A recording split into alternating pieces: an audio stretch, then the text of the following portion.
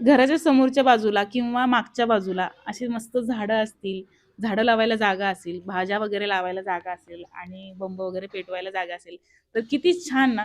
तर तसंच घर आहे ना, हे आमच्या नणंदबाईंचं आहे.